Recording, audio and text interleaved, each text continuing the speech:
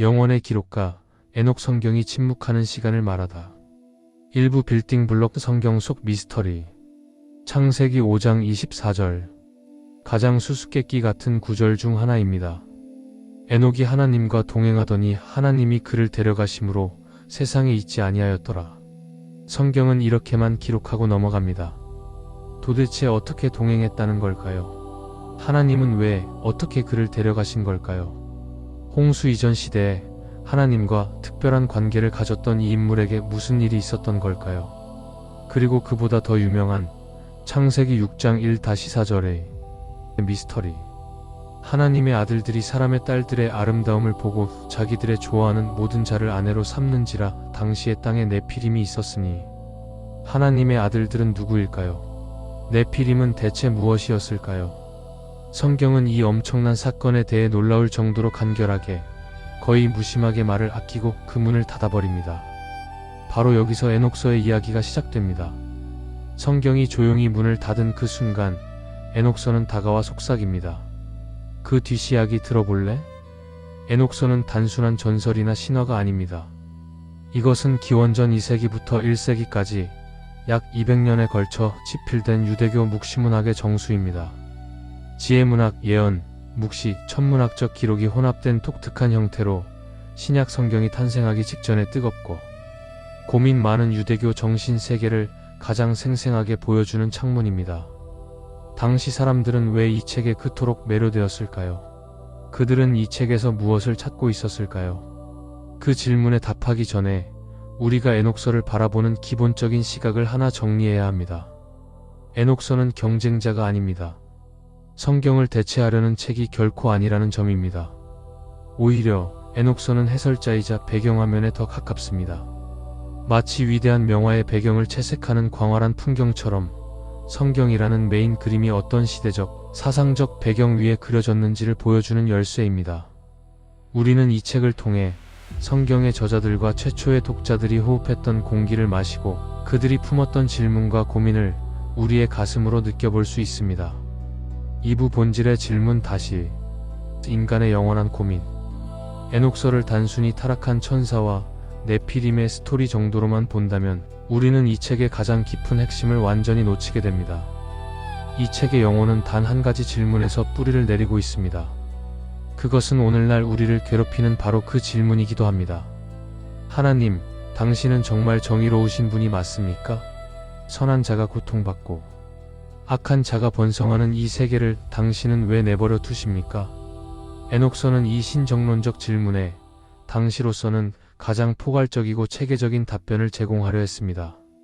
그리고 그 답변의 출발점이 바로 타락한 천사들, 즉 그 감시자들의 이야기였습니다.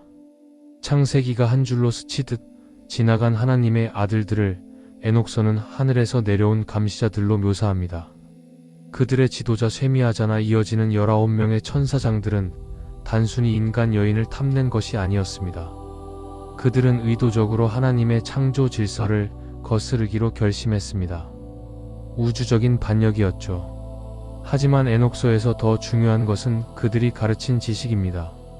그들은 인간에게 금속을 다루어 검과 갑옷을 만드는 법, 전쟁의 기술을 가르쳤습니다. 또한 점성술과 주술, 하늘과 땅의 비밀을 속이는 법을 알려주었습니다. 여기서 에녹서가 말하려는 핵심은 이것입니다. 인간의 악과 고통은 단순한 도덕적 실패가 아니라 초자연적인 지식의 오용에서 비롯된 구조적 문제라는 것입니다. 전쟁, 폭력, 불의, 우상 숭배 이 모든 것의 뿌리에는 하늘에서 넘어온 금단의 지식이 자리하고 있다는 통찰이죠. 그리고 그 결과로 태어난 것이 네피림입니다. 흔히 거인으로 알려졌지만 에녹서의 묘사는 이를 넘어섭니다. 그들은 배부르면 사람을 잡아먹고 세상을 폭력과 공포로 물들인 괴물들이었습니다. 이들은 단순한 괴물이 아니라 신성과 인간성의 경계를 무너뜨린 창조, 질서 자체에 대한 모독의 상징이었습니다. 그렇다면 이 모든 혼란 속에서 하나님은 무엇을 하고 계셨을까요? 여기서 에녹서의 가장 아름다운 메시지가 등장합니다. 하늘은 침묵하지 않습니다. 에녹은 하늘로 불려 올라가 하나님의 보좌실에서 벌어지는 하늘 법정을 목격합니다. 의인의 피와 신음소리가 하늘에 상달하고 하나님이 그것을 듣고 계신다는 사실을요. 악의 세력에 대한 고소장이 제출되고 하나님의 공의로운 심판이 이미 예정되어 있음을 에녹은 봅니다. 이것이 에녹서가 당시의 신자들에게 주는 첫 번째 위로였습니다. 너희의 눈물은 헛되지 않다. 너희의 고통은 기록되고 있다. 하나님의 침묵은 무관심이 아니라 인내와 집행을 위한 시간인 것입니다. 3부 우주의 질서 다시 별들이 증언하는 공의. 에녹서의 놀라운 점은 이 영적 담론을 뛰어넘어 당시로서는 경이로운 과학적 또는 준과학적 서사를 포함하고 있다는 점입니다. 바로 천문서 72-82장 부분입니다. 에녹은 하늘 여행을 통해 태양과 달이 통과하는 12개의 문을 보여봤습니다. 계절의 변화, 낮과 밤의 길이 심지어 윤년의 계산법까지 상세히 기록합니다. 1년이 정확히 364일인 태양력을 제시하며 하늘의 질서가 완전히 수학적이고 신성한 법칙 아래 있다는 것을 보여줍니다. 왜 이렇게 디테일한 천문학 기록이 영적 글에 등장할까요? 그 이유는 깊습니다. 에녹서는 여기서 한 가지 중요한 메시지를 전달하려 합니다. 땅이 혼돈과 불의로 가득할지라도 하늘의 질서는 단 한 치의 오차도 없이 완전하게 운행되고 있다. 별들의 궤적은 하나님의 신실하심과 변치 않는 공의를 증명하는 우주적인 시계입니다. 땅에서는 악이 승리하는 것처럼 보여도 우주 차원의 스케일에서 보면 하나님의 통치와 심판의 시간표는 조금도 어긋남 없이 진행되고 있다는 위대한 선언이었습니다. 이것은 모든 것을 무너져 내리는 것처럼 느껴지는 고통 속에서도 우주를 지배하는 근본 법칙은 선과 정의에 맞서 있음을 믿을 수 있는 근거를 제공했죠. 사부인자 다시 에녹서가 꿈꾸었던 메시아. 에녹서의 절정은 비유서 37-71장에 등장하는 인자 묘사입니다. 그때 의로움으로 쫓기는 자들을 위하여 그 인자가 의인의 빛이 되리라. 그는 악한 자들을 심판할 것이며 죄인들을 멸하리라. 에녹서 46장 48장 요약. 이 인자는 하늘에 계신 원시적 존재로서 창세 전부터 하나님과 함께 했으며 공의를 집행하고 의인을 구원할 권위를 받은 자로 묘사됩니다. 그는 단순한 인간왕이 아니라 초월적이고 신성한 구원자입니다. 이 개념은 신약 성경의 예수 그리스도 이해에 지대한 영향을 미쳤습니다. 복음서에서 예수님께서 스스로를 가리켜 가장 즐겨 사용하신 호칭이 바로 인자를 기억해야 합니다. 에녹서는 예수님 시대의 유대인들이 메시아에게 무엇을 기대했는지 그 사상적 토대를 만들어냈습니다. 그들은 단순한 정치적 해방자를 기다린 것이 아니라 에녹서가 예고한 것처럼 죄와 악의 세력 자체를 심판하고 하나님의 나라를 건설할 우주적 구원자를 고대하고 있었던 것입니다. 에녹 자신의 운명도 여기서 재해석됩니다. 하나님께서 그를 데려가신 사건은 그를 단순히 사라진 인물이 아니라 하늘의 기록관이자 미래 심판의 증인으로 만듭니다. 그는 땅의 불의를 하늘 법정에 고소하는 증인이며 인자가 오실 그날을 준비하는 선구자의 역할을 하게 됩니다. 오부 신약의 속삭임 다시 에녹서의 메아리. 에녹서가 단지 고대의 독자적인 문서에 불과했다면 오늘날 우리가 이토록 깊이 탐구할 필요는 없을지도 모릅니다. 그러나 놀라운 사실은 이 책의 언어와 사상이 신약 성경 곳곳에 고스란히 스며들어 있다는 점입니다. 가장 명백한 예는 유다서 14-15절입니다. 아담의 7세 손 에녹이 예언하여 이르되 주위께서 천만 성도를 거느리시고 경건하지 않은 자들이 경건하지 않게 행한 그 모든 경건하지 않은 일과 또 주를 거슬러 경건하지 않은 죄인이 말한 모든 강팍한 말을 심판하시려 함이로다. 이것은 에녹서 1장 9절을 직접 인용한 것입니다. 신약 정경이 위경의 문구를 인용한다는 사실 자체가 초기 교회가 이 문서를 얼마나 중요하게 적어도 존중할 만한 권위 있는 문서로 여겼는지를 보여줍니다. 베드로전서 319-20은 옥에 있는 영들께 전파되었다고 말합니다. 베드로후서 24과 유다서 6절은 죄지은 천사들, 그들의 처소를 지키지 아니하고 쇠사슬로 영원한 흑암에 갇힌 자들에 대해 언급합니다. 이 모든 교리는 창세기에는 없고 오직 에녹서에서만 자세히 풀어놓은 타락한 감시자들의 이야기를 명확히 배경으로 하고 있습니다. 바울 서신에도 그 흔적이 있습니다. 고린도전서 1110에서 여성이 천사들 때문에 머리에 수건을 써야 한다는 명령은 에녹서의 감시자들 이야기가 당시 교회 공동체의 상식이었음을 암시합니다. 빌립보서 210의 하늘에 있는 자들과 땅에 있는 자들과 땅 아래 있는 자들이라는 표현 역시 에녹서가 그리는 3층 우주관과 연결됩니다. 이것은 신약 저자들이 에녹서를 정경으로 인정했다는 뜻이 아닙니다. 그러나 그들이 이 책의 이야기와 세계관을 알고 있었으며 복음을 설명하는 데 효과적인 비유와 언어로 적극 활용했다는 뜻입니다. 에녹서는 신약의 무대 뒤에서 배우들이 공유하는 공통된 대본 같은 역할을 했습니다. 육부 위험한 유혹 다시 빛과 그림자 사이에서. 그러나 에녹서의 세계는 깊은 영적 통찰과 동시에 위험한 함정을 내포하고 있습니다. 바로 이 점이 이 책을 다룰 때 가장 조심스러워해야 할 부분입니다.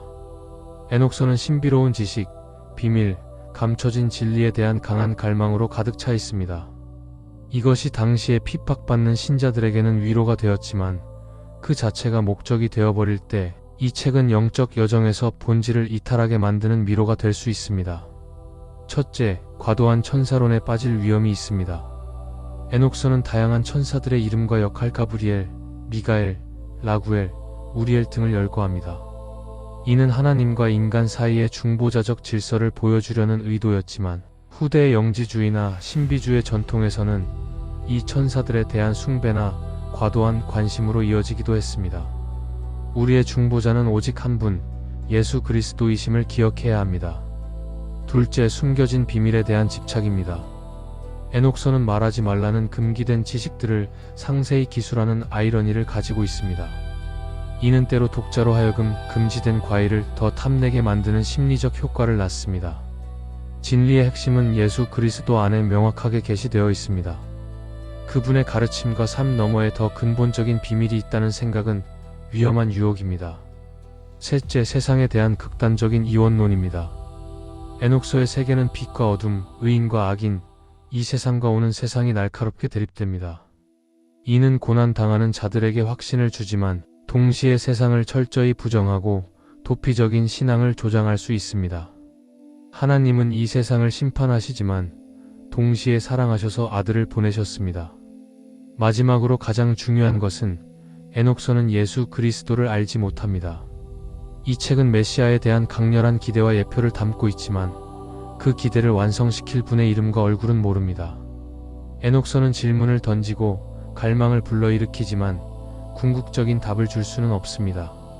그 답은 오직 나사렛 예수 안에 있습니다. 에녹서가 그리는 인자의 모습은 예수님의 사역과 순환, 부활을 통해 비로소 그 참뜻이 드러났습니다. 따라서 우리는 에녹서를 빛과 그림자가 공존하는 역사적 문서로 바라보아야 합니다. 그 빛을 통해 성경시대의 정신을 이해하되 그 그림자에 빠져본지를 잊지 않도록 경계해야 합니다. 그렇다면 2000년 전의 고대 문서인 에녹서는 오늘을 사는 우리에게 무엇을 말해줄 수 있을까요? 에녹서는 우리에게 기록의 신학을 상기시킵니다. 의인의 피와 신음소리가 땅에서부터 주께 호소한다는 그 선언은 오늘날 우리 사회 곳곳에서 억울하게 흘려지는 눈물과 고통이 결코 하나님의 관심 밖에 있지 않음을 증언합니다. 하나님이 침묵하신다고 느껴질 때 에녹서는 하나님의 법정에서는 모든 것이 기록되고 있으며 공의의 날이 반드시 올 것이라고 외칩니다. 이는 무력한 개인이 절망에 빠지지 않도록 지켜주는 강력한 위로입니다. 또한 이 책은 질문의 신실함을 가르쳐줍니다. 신앙이란 맹목적인 순종이 아닙니다. 에녹서는 하나님께 대한 신실함이 어떻게 하나님의 세계에 대한 날카로운 질문으로 표현될 수 있는지를 보여줍니다. 왜 악인이 승리하는가? 라는 질문 자체가 하나님을 정의의 하나님이신 줄 알기에 나오는 신앙의 고백일 수 있습니다. 우리의 의문과 분노조차 하나님 앞에 정직하게 내려놓을 수 있음을 에녹서는 허락합니다. 그러나 궁극적으로 에녹서는 우리를 예수 그리스도라는 답으로 인도합니다. 에녹서가 갈망했지만 결코 볼 수 없었던 그 인자는 역사 속에 강림하셨습니다. 예수님은 하늘의 비밀을 풀어 말씀하셨을 뿐만 아니라 십자가에서 땅의 모든 고통과 불의를 친히 짊어지심으로써 하나님의 공의와 사랑을 동시에 성취하셨습니다. 부활은 악과 죽음의 세력에 대한 최종적인 심판이 이미 시작되었음을 선언합니다. 에녹은 하나님과 동행하다가 데려가졌습니다. 그의 이야기는 하나님과의 친밀함이 어떤 것인지에 대한 영원한 상징이 되었습니다. 오늘 우리의 동행은 더 이상 비밀스러운 하늘 여행이나 숨겨진 계시를 통한 것이 아닙니다. 말씀이 육신이 되어 우리 가운데 거하신 예수 그리스도 안에서 더욱 분명하고 현실적이며 깊은 동행이 가능해졌습니다. 에녹서는 마치 한 편의 길고 어두운 서곡과 같습니다. 긴장감을 조성하고 주제를 예고하고 구원자가 필요함을 절실히 호소합니다. 그리고 그 서곡이 끝나는 그 순간 복음서의 첫 페이지가 열리며 빛이 비춥니다. 악이 포대기에 쌓여 구유에 누인 이를 보라. 에녹서의 모든 질문과 갈망, 눈물과 기대는 이 한 아기에게로, 이 한 분에게로 결집됩니다. 우리가 에녹서를 읽는 이유는 금단의 지식을 얻으려 함이 아닙니다. 우리가 그 긴 서곡에 귀 기울이는 이유는 그 서곡 없이는 본연주가 얼마나 장엄하고 은혜로운지 제대로 들을 수 없기 때문입니다. 에녹서의 모든 메아리는 오직 한 목소리 안에서 잠잠해집니다. 나는 길이요 진리요 생명이니. 에녹의 이야기는 끝나지 않았습니다. 그것은 여전히 우리에게 속삭입니다. 고통의 시대에도 하늘은 침묵하지 않으며 눈물은 기록되며 공의는 쉬지 않고 전진한다고. 그리고 궁극적으로 그 모든 이야기의 시작과 끝에는 사랑이 계시다고. 당신의 이야기도 그 기록 가운데 있으며 그 사랑의 중심에 있음을 기억하시길 바랍니다. 그러면 우리는 이 고대의 텍스트를 손에 들고 무엇을 해야 할까요? 에녹서를 닫은 후 우리 마음에 남아야 할 것은 강렬한 환상이나 미스터리가 아닙니다. 그것은 낯설지만 친숙한 고대인의 간절한 질문과도 같은 것일 것입니다. 에녹서는 우리에게 이렇게 묻습니다. 당신의 눈물은 무엇에 대한 것입니까? 당신의 분노는 무엇을 향해 있습니까? 이 책은 고통받는 모든 시대의 사람들에게 하나의 위안을 건넵니다. 그것은 기도가 응답되지 않는 것 같을 때 하나님은 듣지 않으시는 것이 아니라 기록하고 계신다는 것이었습니다. 의인의 눈물은 땅에 떨어져 흩어지지 않는다. 그것은 하늘책에 한 방울 한 방울 모인다는 선언은 개인이 절대적인 무력감에 빠지지 않도록 지탱해주는 강력한 신학적 버팀목이었습니다. 하지만 에녹서는 동시에 경고합니다. 지식에 대한 탐닉이 신앙의 본질을 가리게 두지 말라. 이 책은 자신이 품고 있는 가장 큰 위험을 스스로 드러냅니다. 그것은 비밀과 지식에 대한 갈망이 결국 진리 자체보다 비밀을 더 사랑하는 영적 자만으로 이어질 수 있다는 점입니다. 에녹서가 그토록 상세히 기록한 천사의 이름과 별의 궤적, 우주의 비밀은 결국 하나님을 아는 지식 그 자체를 대체할 수 없습니다. 여기서 우리는 이 책을 바라보는 최종적인 초점을 조정해야 합니다. 에녹서의 진정한 가치는 그 내용 자체가 아니라 그 내용이 가리키는 갈망의 방향에 있습니다. 이 책은 독자를 자신의 환상으로 끌어들이려 하지 않았습니다. 오히려 독자를 하늘 보좌를 향해 고개 들게 하려 했습니다. 고통스러운 현실을 피해 꿈속으로 도피하도록 이끌지 않았습니다. 오히려 현실의 불의를 하늘 법정에 항소할 용기를 주려 했습니다. 에녹서는 답이 아니라 질문의 풍성함입니다. 완성이 아니라 기다림의 강도입니다. 그러므로 우리가 에녹서에서 얻어야 할 최종적 통찰은 이중적입니다. 첫째는 하나님의 공의에 대한 불굴의 신뢰입니다. 악이 잠시 승리하는 것처럼 보여도 우주의 궁극적 법칙은 선을 향해 있다는 신념. 둘째는 그 공의의 완성이 예수 그리스도 안에서만 찾아야 한다는 명확한 인식입니다. 에녹은 하나님과 동행하다가 데려가졌습니다. 그의 이야기는 신비가 아니라 친밀함의 상징으로 남았습니다. 오늘 우리의 동행은 더 이상 감추어진 계시나 초자연적 체험을 필요로 하지 않습니다. 말씀이 육신이 되어 우리 가운데 거하신 예수 그리스도 안에서 우리는 에녹이 꿈꾸었던 것보다 더 직접적이고 은혜로운 동행을 누리고 있습니다. 에녹서는 마치 길고 어두운 터널을 걷는 여정 같습니다.